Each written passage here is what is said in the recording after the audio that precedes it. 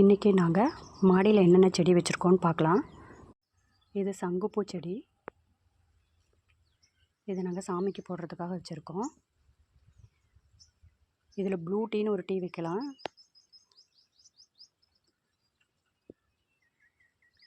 இது 2 தொட்டியில் வச்சுருக்கோம். நல்லா படர்ந்து வரும்.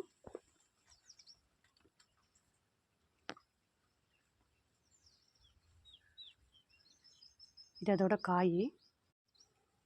இது காஞ்ச பிறகு அதிலேருந்து விதை வரும். அது போட்டாலும் நம்ம சங்குப்பூ செடி வரும். இது கற்பூரவள்ளி செடி.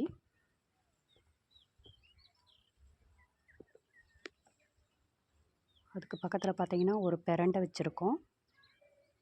இதில் சட்னியும் செய்யலாம். அதிலே ஒரே ஒரு கத்திரிக்காய் செடி இருக்குது. இது நல்ல பெரிய கத்திரிக்காயாக இருக்கும். இது அதோட பூ.